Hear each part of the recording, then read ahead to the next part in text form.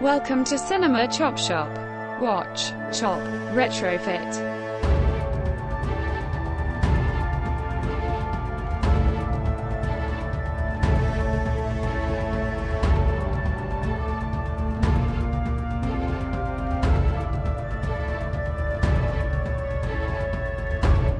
All right, happy holidays, Chop Shoppers. Welcome to a very special edition of Cinema Chop Shop. This is a movie podcast that concedes that remakes are going to happen. So why shouldn't movie buffs like us decide who is recast in those iconic roles? And you are here to bear witness to the New Year's Year in Review special, where Sean and I share with you all of our favorite films of this year. And as is the custom, because it's 2021, we have a list of 21 films. There may be some overlap there.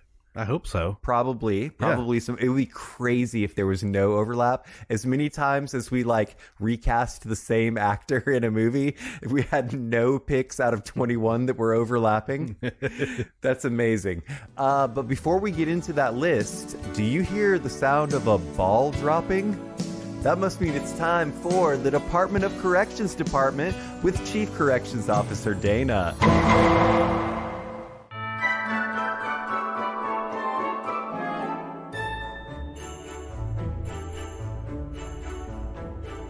Howdy, Chop Shoppers. Apologies if I sound a bit baritone this week. I'm getting over what medical professionals call the crud. Russia actually is across the border from Finland.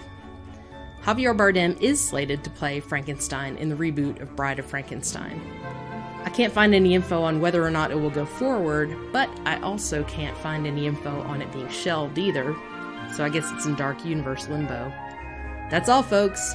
I love this Christmassy time of year, especially when everything is running happy and smooth like it is this season. Happy holidays! All right. Thank you, Dana, for that. That was wonderful. And a very happy new year to you and a very good 2022. And so that will close the doors on the Department of Corrections Department and 2021. Bye-bye. See ya. Any further thoughts on how we came about this list? Well, it's funny. Our respective lists. 2021 was a weird year for movies because, as we'll see in the list, several films that were shot, produced, finished, and ready to go pre-COVID were not released until 2021. Right. So there's going to be a lot of films that have been discussed, talked about, etc., well in advance of their actual screening dates. So it's interesting you mentioned that because on a lot of these website lists, like the AV Club Best 20 Movies of 2021 or whatever, some of them are actually from 2020, and I wonder if they're taking that into account.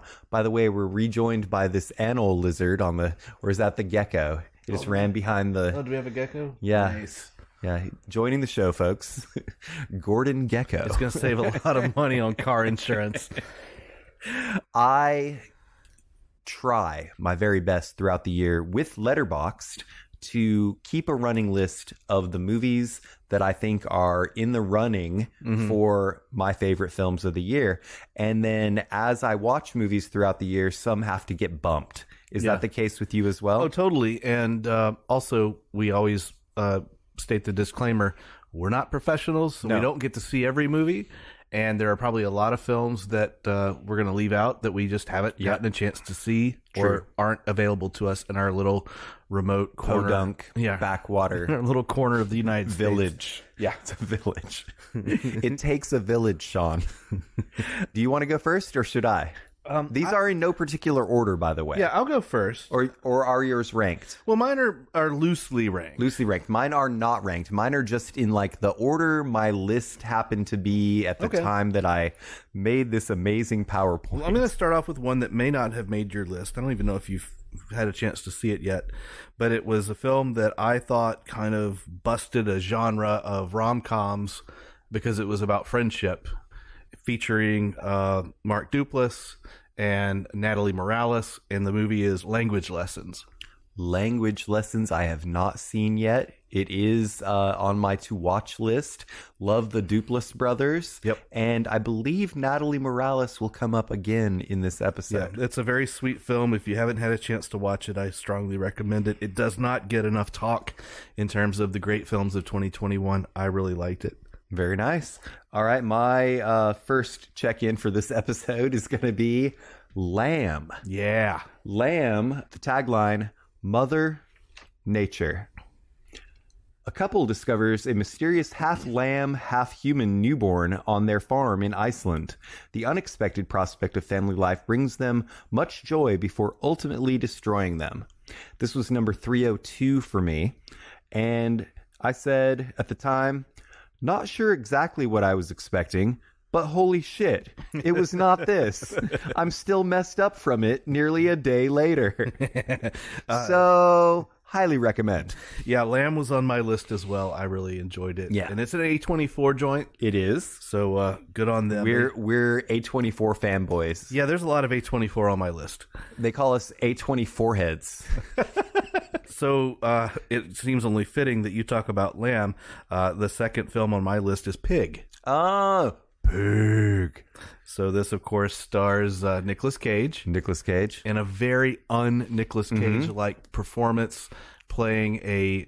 Oh, gosh, I can't give away too many spoilers. I think you can. At this stage? At this stage, I think. He's I've got it on mine, so I'm definitely going to spoil some things. Yeah, he's a legendary chef who's been living as a recluse with a pig who's digging up truffles, and he sells them on the black market or the underground truffle trade. Yes. And someone steals his pig, and he just wants his pig back. You steal my pig. So I love this movie. I thought it was so good. Wonderful. All right, my next one is going to be Dune, the Denis Villeneuve long-awaited interpretation of the Frank Herbert novels. Here's your tagline: Beyond fear, destiny awaits. Paul Atreides, a brilliant and gifted young man born into a great destiny beyond his understanding, must travel to the most dangerous planet in the universe to ensure the future of his family and his people. And my review, it was number 291 for me. I said, home run! Visually and narratively, it's pure splendor. No problems other than I want more of this now. Yeah, and we have to wait until, 2026 for the next one? Something like that, yeah. Dune was number 3 on my list. I really enjoyed it. I thought that some of the design elements, the special effects, were breathtaking. Oh, yeah. And in a time when special effects are not breathtaking, where they're just so expected to be good. I don't know if it was your favorite part, but the part that you, messaged me about was you haven't been so excited to see a spacecraft take off since Slave One in Empire. Yeah, absolutely. Those dragonfly Yes. ships were just the coolest. So next on my list is going to be one that I just watched in the last week. It's Come On, Come On. Come on, come on. And this, of course, is it stars Joaquin Phoenix and Gabby Hoffman. Yes. Written and directed by Mike Mills, who does a fantastic job focusing on children and children's perspectives. And in this movie, the relationship between an uncle and a nephew who's kind of going through some Stuff. a rough time in his family's life, thanks in part to the great Scoot McNairy. Scoot. Enjoying some bipolar disorder. True. I will tell you what my lovely wife, Michelle, said while we were watching this. She was like, that kid needs his ass whooped. That's funny that she said that. He was precocious. Yeah. I really liked it. I thought the movie was touching and beautifully shot. Very much so. It's all black and white. And you also made a very good point about the two main roles. Oh, the fact that Joaquin and Gabby were child actors. Both child actors. And I love both of them as actors, but that is a interesting kind of parallel. All right, my next one is going to be Old Henry.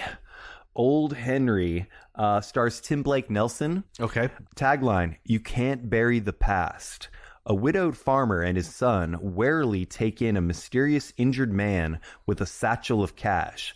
When a posse of men claiming to be the law come for the money, the farmer reveals a talent for gunslinging that surprises everyone, calling his true identity into question. Okay. Did you see this? I did not. No spoilers. I'm going to tell you what my review was at the time, my no spoiler review. Okay. And then you tell me what you think is the deal. Okay. Number 279, Old Henry. Could have been called Young Guns 3, Old Guns. Oh, does Emilio Estevez show up? No, but who did Emilio Estevez play in Young Guns? Billy the Kid. Thank you. That's all we have to say about that. No follow-up questions from me. Next up for you. Last Night in Soho. Love it. It's on my list as well. I will mention it when we get there. I think that Last Night in Soho was fantastic. I really enjoyed both performances by the leading ladies. They were great. I loved that it starts out like an Alice through the Looking Glass kind of thing, and you're left questioning, what's happening? Is this hallucination, or is she really time traveling? And there's a lot of cool stuff going on there. The music is phenomenal. It does a great job of putting you in that world. The great Edgar Wright directs it, and it's got all the earmarks of his clever style. Not to give away too much, but there are some eerie ghost-like characters that there's a little bit of a supernatural aspect to this movie. There is, but the representation of the ghost and why they look the way they do, the faceless ghosts, I thought we're chilling. We're chilling, and there's just some really cool shit in this film, and I liked it a lot. So I'm just gonna whip this out and lay it on the table. Two contemporary auteur directors had very ambitious projects this year: Edgar Wright and Wes Anderson. Which one of them do you think did better? I'm assuming that they're both on our list. They are. Okay. They are. Visually, I liked Wes Anderson's effort, but as a total package, I liked Edgar Wright's. Okay. Fair enough. I've got, it's not Old Henry, it's just Old. Okay. This is the most recent Shyamalan feature. Tagline, it's only a matter of time. A family on a tropical holiday discovers that the secluded beach where they are staying is somehow causing them to age rapidly, reducing their entire lives into a single day.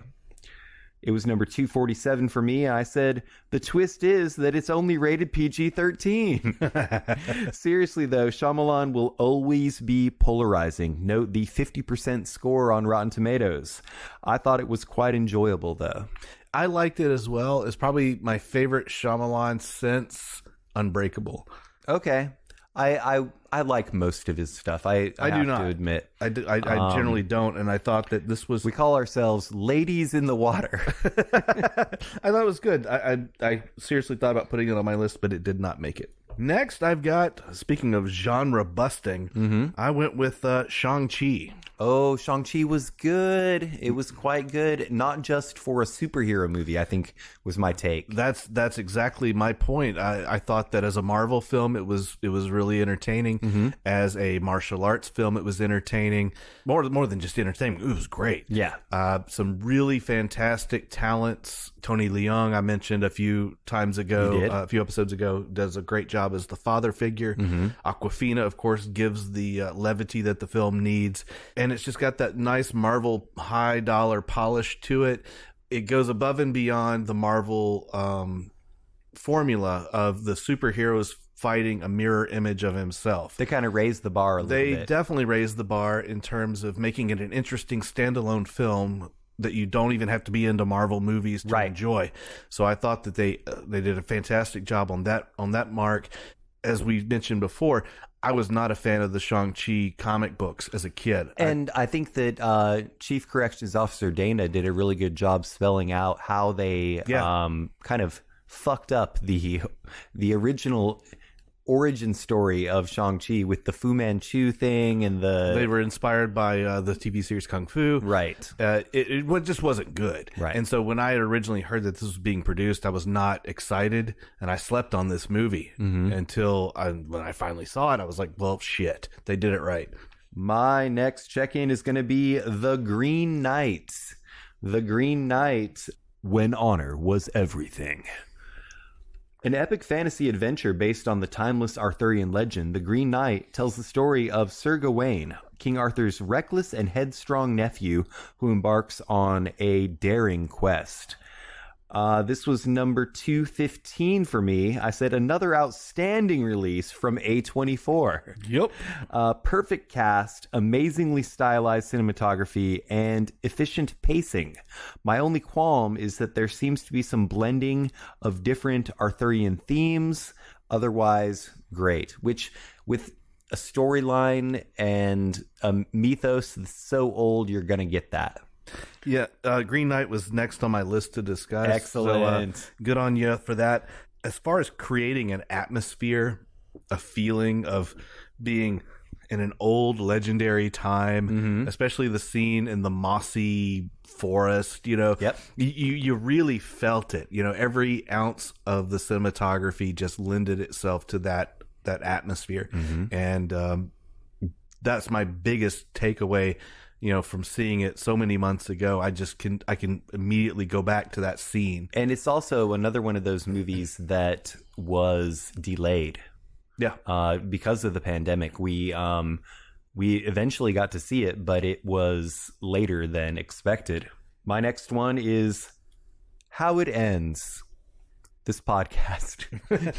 No, this is directed by Zoe Lister-Jones. So the tagline, "Party like there's no tomorrow." In this feel-good apocalyptic comedy, Liza embarks on a hilarious journey through LA in hopes of making it to her last party before it all ends, running into an eclectic cast of characters along the way. While that is a pretty good description, it fails to mention that she is doing this with her meta former self, this projection of her as a adolescent who's with her and corresponding. She might have a tumor.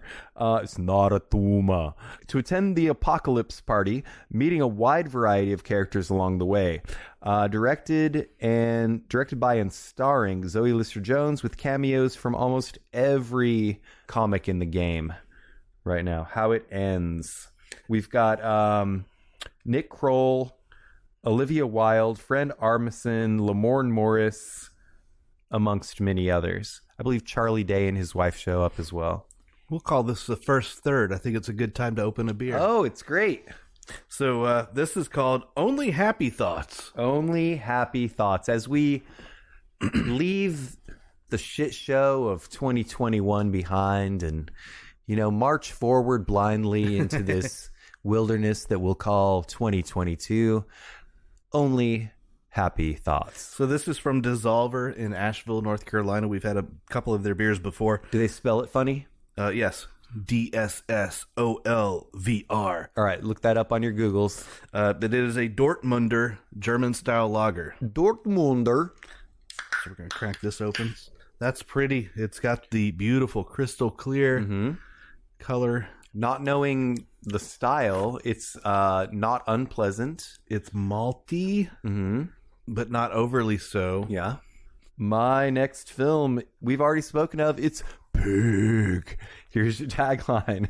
We don't get a lot of things to really care about. Sorry. We don't get a lot of things to really care about. A truffle hunter who lives alone in the Oregonian wilderness must return to his past in Portland in search of his beloved foraging pig after she is kidnapped. My review. This is number 191. Rob Feld is a former world-class chef, parentheses, and king of the hobos, who goes back to Portland on a John Wick-style quest to find his missing pig. See, I don't like the John Wick reference. And you're Excuse me, a Bronson-esque.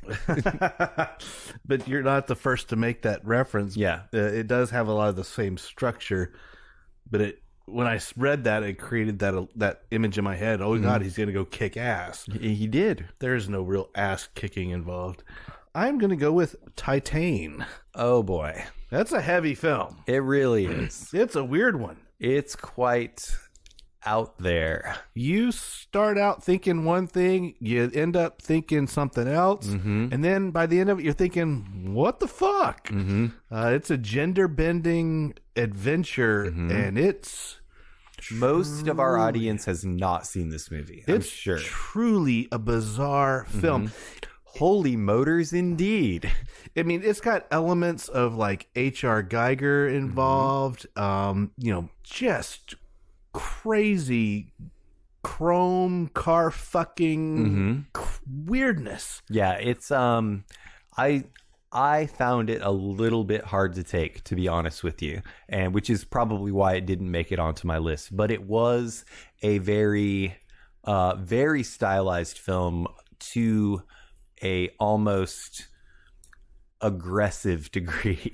Yeah, it's just one of those strange standouts that, what do you compare it to?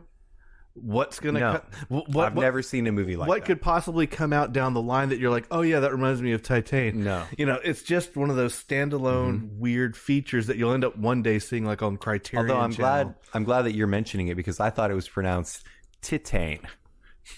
Titane. I think I said on the show, Titane. This is kind of a concert film, kind of a spoken word thing. It's a performance piece called Inside by Bo Burnham. Did you get a chance to see this? Did not. And do you have any thoughts on Bo Burnham? Oh, I love Bo Burnham as a comedian. I love Bo Burnham as a director. So it's a comedy special shot and made by Bo Burnham alone over the course of the past year. And it was my number 156.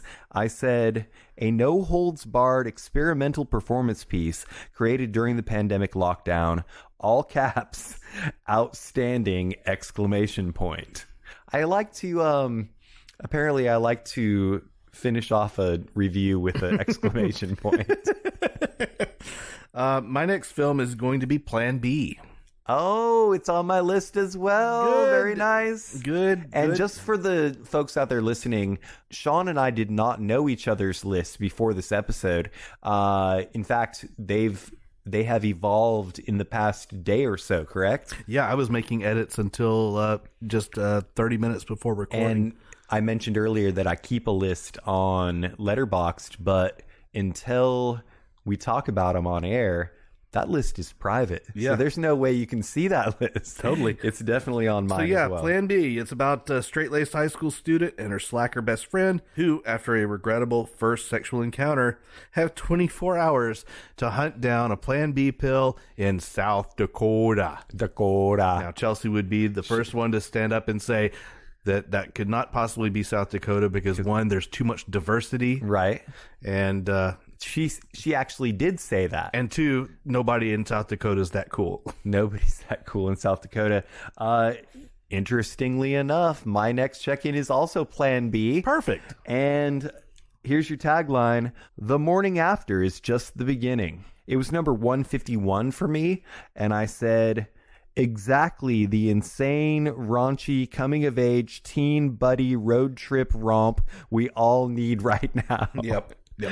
Please more from director Natalie Morales. I told you she would come back up. Next for me is Pixar's Luca. Luca was good. I really enjoyed Luca, and as I mentioned before on the show, I saw it as a very, very transparent coming out of the closet type story. Okay. And very much about embracing who you are and being just free and proud with what you would normally have shamefully kept hidden. Letting your flag fly. Yeah. So I loved it. I thought it was great. And it's right there in the middle of my list. Gotcha. I did see Luca, I believe, but it did not make it on my list. But you know what did? Nobody. That's next on my list. Nobody. Never underestimate a nobody. Hutch Mansell, a suburban dad, overlooked husband, nothing neighbor, and nobody. When two thieves break into his home one night, Hutch's unknown, long simmering rage is ignited and propels him on a brutal path that will uncover dark secrets he fought to leave behind. This was number 111 for me. I said, don't push him because he's close to the edge. I love this movie. I thought Bob Odenkirk was fantastic, and it was inspired by something that actually happened to Bob Odenkirk. In real life. And also, while filming this, he was hospitalized. Isn't that correct? That's right, yeah. He was injured on set, and it really took a lot of out of our good buddy Bob. Unfortunately, this is another one of those movies that gets the John Wick comparison, but I believe it's by the same director or writer or something. Yeah, there's some connective tissue there. My next pick is going to be Barb and Star Visit Vista Del Mar. In a year where we needed some comedy, this one delivers on all fronts. You liked this. You and Regulator Chelsea liked this a little bit more than I did, but it was a good movie. I've seen this show up in top 10 lists for several respected journalists, so I'm not alone in my love for this. Not only are the leads clever, the dialogue's clever. Jamie Dornan from 50 Shades of Grey is and Belfast, which we'll probably talk about later, was really funny and really good, and it's just one of those wacky comedies. Although the only detractor I had for this movie was the Dr. Evil kind of overtone from Austin Powers. Quit looking at me like I'm freaking Frankenstein. Give her daddy a hug. My next one is going to be the United States versus Billie Holiday. Okay. Her voice would not be silenced. Billie Holiday spent much of her career being adored by her fans, but in the 1940s, the government targeted her in a growing effort to racialize the war on drugs, ultimately aiming to stop her from singing her controversial hit, Strange Fruit.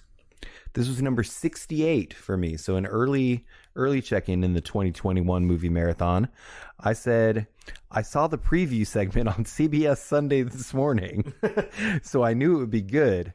But damn, props to singer/first-time actress Andra Day. She just happened to have the same, or almost the same last name. Andra Day played Billie Holiday to a T. Okay. Well, hanging out right in the middle-ish of my list is The French Dispatch. The French Dispatch.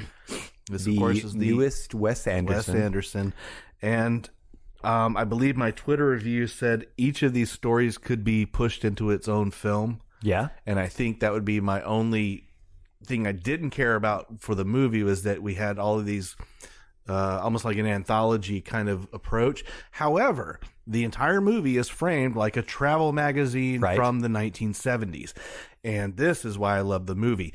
The 4:3 format of the film, the graphics, the text, the layout speaks to me as a graphic designer. It looks like a travel magazine all throughout the film. Visually, this is probably my favorite Wes Anderson movie. I don't know where it was yesterday while my lovely wife Michelle and I were in Charlotte, but I saw a book that was called Accidental Wes Anderson, and it was just pictures of places around the world that look like they could be in a Wes Anderson movie, and he wrote the foreword to it. My favorite part of the movie were the opening scenes when they're in the offices showing the little upstairs, downstairs of the little French dispatch offices. It's just so quirky and perfect. And, you know, I wish people could see me doing this. I'm like making these little Vogue hand gestures showing Wes Anderson putting pieces where they go, you know. Yes. That's what he does best. And I thought that the storylines for several of the vignettes were worthy of their own movies. And, all in all, it's right there. It's right in the middle. I thought that Tilda Swinton was hilarious. She's great. I thought she was really funny. Lea Seydoux. Oh, Lea Seydoux is great. I could watch her all the time. Yeah, and so we can't give anything away, but her role in the situation is very, let's just say, confusing. Yeah. I, Dichotomous. yes. But yeah, it's a neat movie. I really liked it a lot, and I'm with you though. I think your review, you're probably. I am going to mention. I'll shut up. I agree with your review. We'll leave it at that. So my next one is going to be Judas and the Black Messiah. This stars Daniel Kaluuya and Lakeith Stanfield. A couple of favorites here on the Chop Shop. Here is your tagline: "You can kill a revolutionary, but you can't kill the revolution." The story of Fred Hampton, deputy chairman of the National Black Panther Party, who was assassinated in 1969 by a Cook County tactical unit on the orders of the FBI and Chicago Police Department. So not getting too much into the plot of this, I said, by the way, this was number 63, another early one, insanely compelling performances in this dramatic biopic. If you think about it, though, the premise is the inverse of Black Klansman. Yeah. And I'll leave it at that. No further questions. My next is Censor. Censor. Now, just tell me what this is. I have no idea. Censor is a horror movie that came out in the first part of the year, and it is set during the era of the British video nasties censorship movement. Okay, I might have seen this. It's a very, very clever horror movie where things go off the rails by the third act, and you're left kind of sitting there going, what? This sounds very familiar, but maybe you just told me about it. If you haven't seen it, I highly recommend it. Check out Red Letter Media. They do a great little bit about it. It impressed the fuck out of them, and it impressed the fuck out of me. All right, next is me. I've got the aforementioned Last Night in Soho. And your tagline: "When the past lets you in, the truth will come out." A young girl passionate about fashion design is mysteriously able to enter the 1960s, where she encounters her idol, a dazzling wannabe singer. But 1960s London is not what it seems, and time seems to be falling apart with shady consequences. And I think they represented that time falling apart visually very well. My review, this is number 327 for me. I said, the latest film from auteur director Edgar Wright has many of his stylistic earmarks, but is somehow more ambitious than his previous work. Another home run in my book. I think that now is the time to open another beer. Do it. We're going to open from Resident Culture out of Charlotte, I was just there. You were just there. You didn't bring me any back, by the way. I'm sorry, man. I didn't bring any beer back. This is the Pilsner called Radical Empathy. Radical Empathy. I don't think this was on tap while you It were was there. not. We had a couple of good things. We had lightning drops. See, I don't like lightning drops. Well, it was a double dry hopped strata version of lightning drops. It was pretty good. And I can't remember what Michelle had. And then I had a 10%er New England. It was like a triple IPA. Yeah. Yeah. Juice bomb or Juice bath. Yeah. All right. So let's give this a whirl. I think Resident Culture does some of the finest Pilsners in our area. This is delicious. This is beautiful. This blows the last one out of the water. It's crystal clear. It is refreshing. Very light in color. It's super refreshing. You could drink a whole 6-pack of these over 1 week's time, kids. 1 week's time. Moderation. And drink water as well. Moderation. That's delicious. I love it. That's our second check-in, Chelsea. Who's up? Is it me? I believe it's you. I just did Last Night in Soho, which stands for South of Houston. Something like that. I'm going to check in Harder They Fall.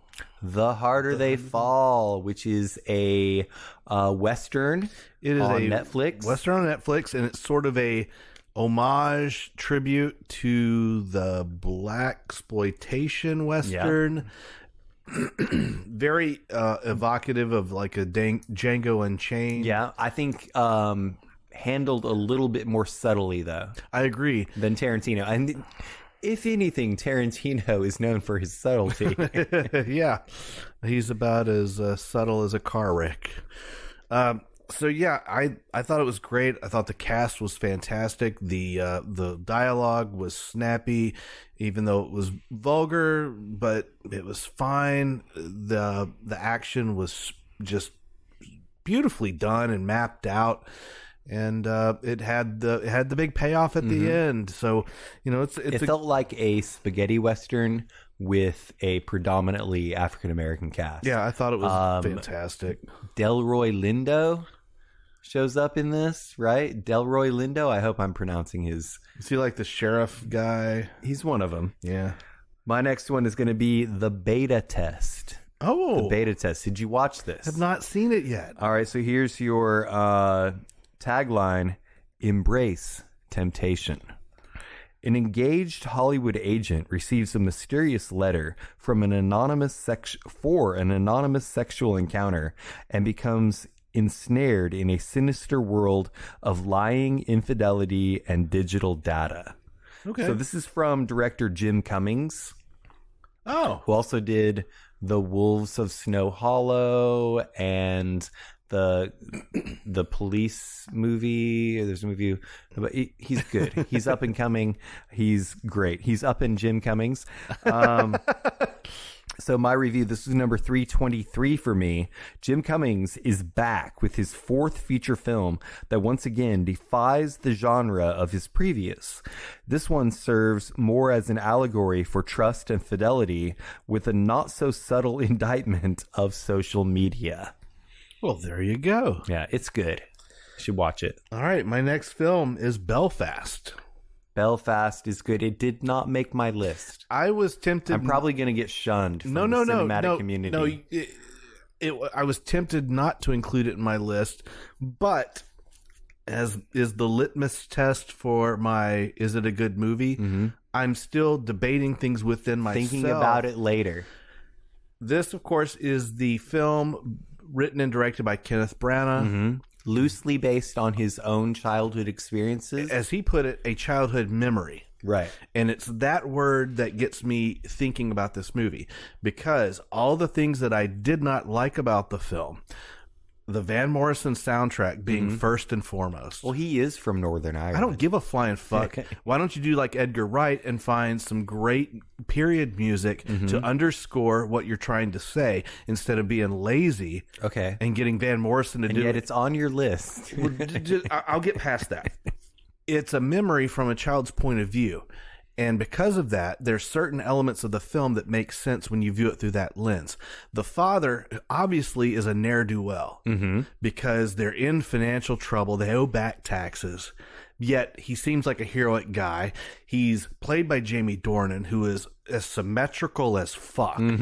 He's super handsome. You've got the lady from the Outlander TV series, and playing the mother. And then you have these great angelic grandparents, and you're, as a viewer, you're watching this and you're frustrated because you're like, can't you people just get out of town? Don't you realize you need to leave?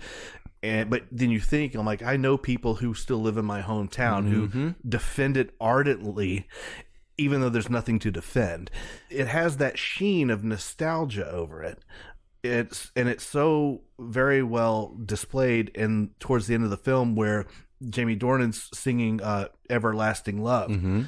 It looks like a fully produced big band kind of production at this wake. Right. And so I'm like, okay, now I'm starting to see what's going on here. This is not presented as fact.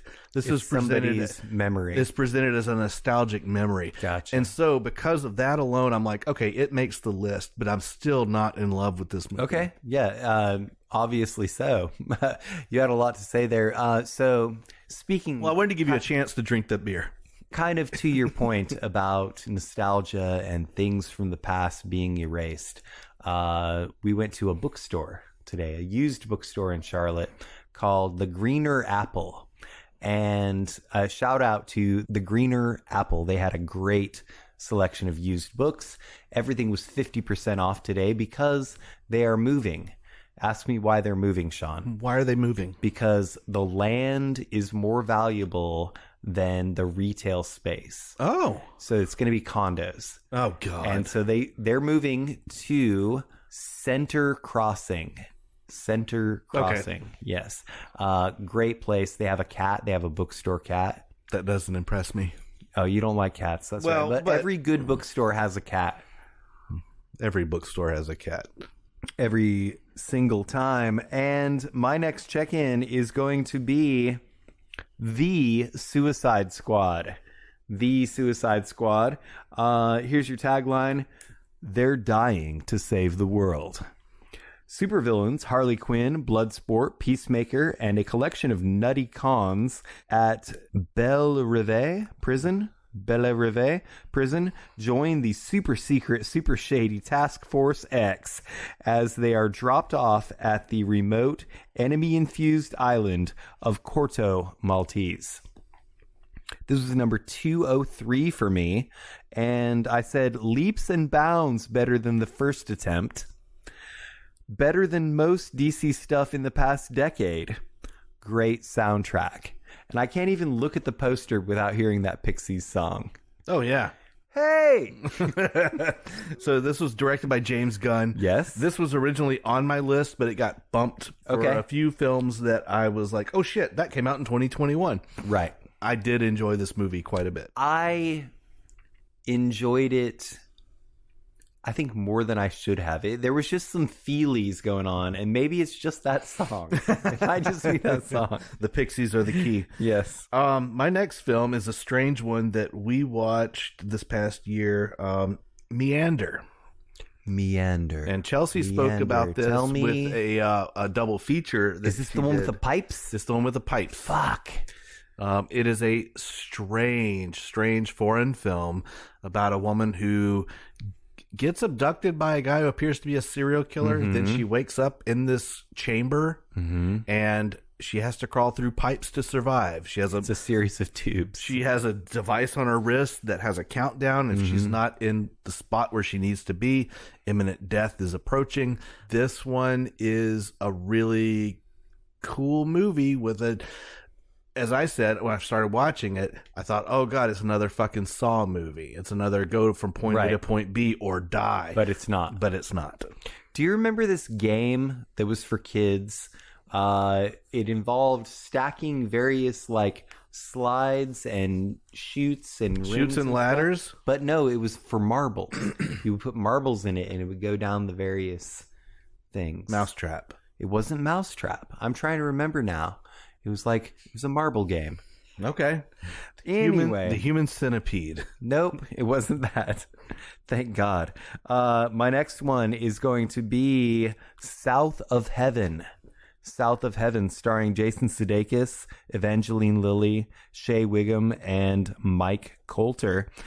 Convicted felon Jimmy gets early parole after serving 12 years for armed robbery. Upon his release, he vows to give Annie, his childhood love, now dying from cancer, the best last years of her life. Unfortunately, it's not that simple. My review is pretty vague. It was number 283 for me. Wasn't sure what to expect. Turns out I really enjoyed it, especially the final act. No follow-up questions. No questions. What do you got next? I've got Shiva Baby. I thought this was 2020. You know what? It was 2020. I saw it on one list as 2021. Yeah, I guess it depends, but it's a great movie. Let's talk about it. Yeah, let's talk about it. Shiva, baby. At a Jewish funeral service with her parents, a college student runs into her sugar daddy. Yep. You want to talk about the squirmiest, cringiest, most uncomfortable movie. Do not watch this with your Jewish parents. It's funny. It's quite funny. But the palpability of the film just is that claustrophobic feeling of I can't get out of this space. I'm trapped here with my parents and all of these grieving people in my circle. And for the Gentiles out there, Shiva is the mourning period, the wake, basically. Yeah, the wake is probably the easiest way to compare it. There's your sugar daddy. Yes. And he makes things even more uncomfortable, and it just spirals out of control from there. I think he could have played it a little better. See, again, this goes back to that whole the release date, production date. I believe Shiva Baby was not released until the spring. We'll also mention that it is based on a short film of the same name. Correct. All right, my next one is going to be a movie you already mentioned, so I'll make it brief. It's called The Harder They Fall. The tagline is, "A new day is dawning. It's a new dawn. It's a new day." Gunning for revenge, outlaw Nat Love saddles up with his gang to take down enemy Rufus Buck, a ruthless crime boss who just got sprung from prison. This was number 328 for me. Outstanding Western that checks all the boxes and creates some from scratch. Ensemble cast includes Jonathan Majors, Idris Elba, Zazie Bates, Regina King, Lakeith Stanfield, and Delroy Lindo. My next film is a strange one. It's called A Classic Horror Story. Okay, I don't know that I've seen this. This is a foreign film, and I'm wanting to say it's Italian, Polish. I mean, I can't remember what. It's some form of European film, and it's a suspense film where strangers are traveling in southern Italy, and they become stranded in the woods. And when I'm in the woods. Well, they stop and pull over on the side of the road. But when they wake up, do that. But when they wake up the next day, their RV thing is in the middle of a field. What? And they have to figure out. They find a cabin. They have lost time. They find a cabin in the woods, and they have to figure out what's going on. What's it called? A Classic Horror Story. Huh? And there's a twist that we're not going to reveal. I can't reveal the twist, but it's cool. It's a good one. I liked it a lot. I thought it was very smart. I'm going to have to check that out. My next one is, I think, the only animated film on my list this year. It wasn't I guess there are some Disney and Pixar movies that are going to be nominated for Best Animated Feature, but mine is called The Mitchells versus the Machines. Saving the world can be a trip. So a quirky, dysfunctional family road trip is upended when they find themselves in the middle of the robot apocalypse and suddenly become humanity's unlikeliest last hope. It was number 125 for me. It was directed by Michael Rianda, and this was her feature film debut, I guess. Michael is a dude, maybe. That person's feature film debut. I said it was a gem, wacky animated family road trip film with a great message about overdependence on technology. Gotcha. It's good. If you haven't seen it, I recommend it. It's also from the humans that brought you Spider-Man Into the Spider-Verse and the Lego Movie. Oh, gotcha. The last one on my list was produced and finished in 2019, but was released in 2021. It's Saint Maud. Saint Maud was scary and good. You've got a very pious nurse who becomes obsessed with religion and religious imagery, and things get crazy as fuck. I liked it a lot. It was an A24 joint, and it was worth the wait, I think. All right, well, I guess because we had a little bit of overlap, I've got a few more. Well, that's fine. I've got a couple of honorable mentions. That'll be so quick on. My next check-in is going to be the aforementioned The French Dispatch. And this, of course, is Wes Anderson's newest film. The staff of a European publication decides to publish a memorial edition highlighting the 3 best stories from the last decade: an artist sentenced to life imprisonment, student riots, and a kidnapping resolved by a chef. I'm laughing about the student riots. It's so funny. The movie is funny if you like Wes Anderson movies. It was number 357 for me, so pretty recently saw this. Perhaps Wes Anderson's most ambitious project yet. The ensemble cast is an undertaking in itself. I wonder if he might have tried to pack too much into one movie, though. And I think that's what you were referring to earlier. And do you think that he and Edgar Wright are actively competing against each other? I don't think so. They have a chalkboard and they're like, tally 1 for me, mate. 1 point for Gryffindor. Yes, exactly. All right, so I'm going to give you some honorable mentions then. Okay. The first one is going to go to the film directed by James Wan. The guy that did Aquaman. Yeah. Basically, Warner Brothers gave him carte blanche to do what he wanted to, and they're going to release it on HBO Max. So he turned out Malignant. Oh, I still haven't seen Malignant. You've been telling me to watch it since October. This thing is off the rails, crazy town, stupid, but at the same time, it's like, this is why you don't... I hear it wins you over. Well, it does win you over, but this is why you just don't turn a director loose and say, go make us a movie and come back with it and we'll run it. It starts out like a pretty tightly woven, creepy suspense story, and then it turns straight into Basket Case from like the early 80s. It's crazy, stupid, outrageous, and awesome. Hell yeah. It's not a great film. It's an awful movie, but it's great. I have to wait until my lovely wife, Michelle, is taking a nap, and I'll watch it. All right, I've got 2 more, as it were. That's fine. I've got one more honorable mention. That works out just fine. All right, so my next one is The Last Duel. The Last Duel, the newest thing from Ridley Scott, starring Matt Damon, Ben Affleck, wait. Adam Driver, and Jodie Comer. I thought you said it was Matt Shonman. At the time, did I say that? You and Marco both said he looked like me for some reason. Oh, in the movie, he does kind of look like you. Just for the record, although he has a mullet, which you are not currently sporting. Not yet. I could work on it. You got something else going on over there? Yeah, I'm opening another beer. This is Free Skate. This is another Resident Culture beer. This is their IPA, 7%. They did have this on tap, I believe. A little bit of a cloudy. They had a lot of IPAs on. They do a great job with their IPAs too, although I'm more of a fan of their lagers and pilsners. But yeah, this one's got all the great. Now, does this fat green cactus mascot man have a name? It's me. I posed for that. No, that's not true. All right, so once again, The Last Duel, directed by Ridley Scott.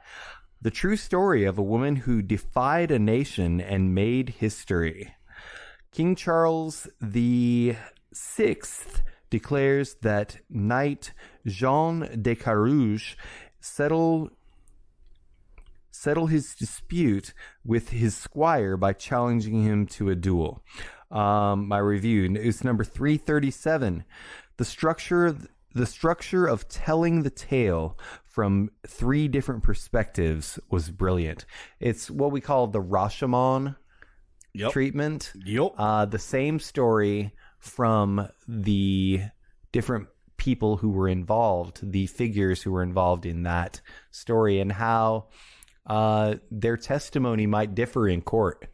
So my final honorable mention goes to the film that was produced and finished in 2020, but was released January 22nd, 2021.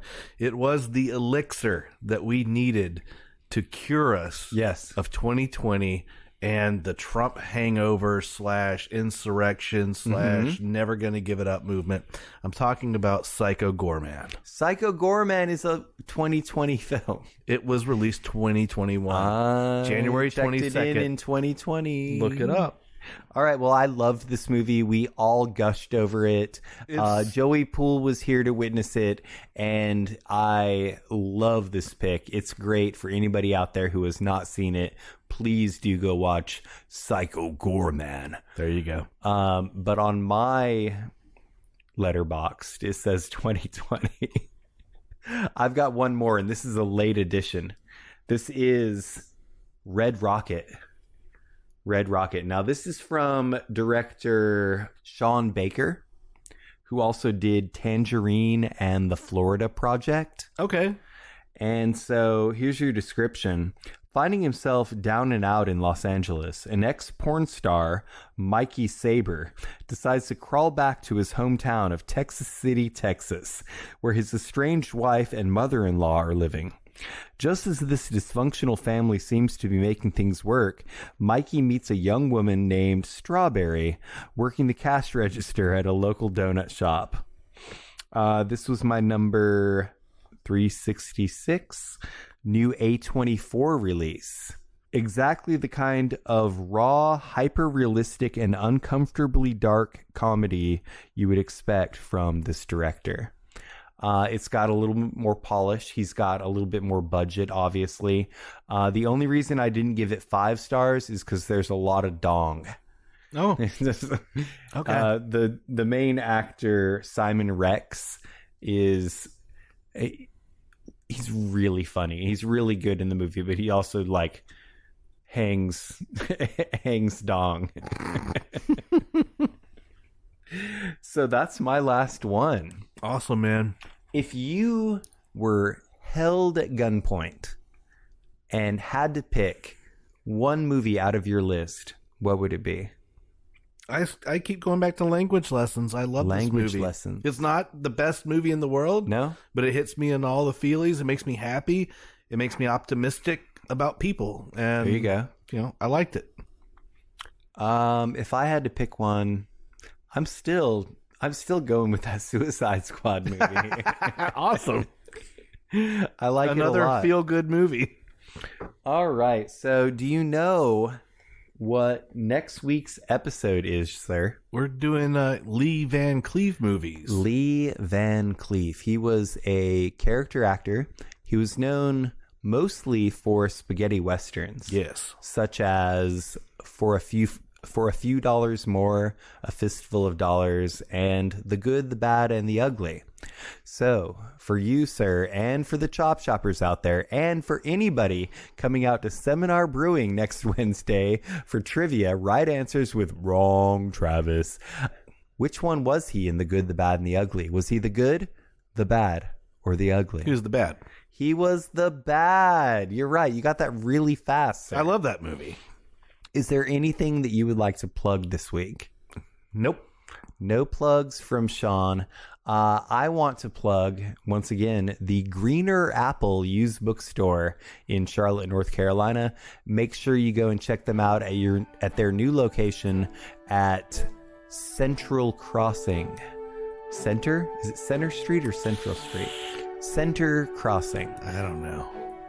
And most of all, we want to thank you, the Chop Shoppers. Thank you for listening to us, and tell all your friends about us. But most of all, please remember to watch, shop, retrofit.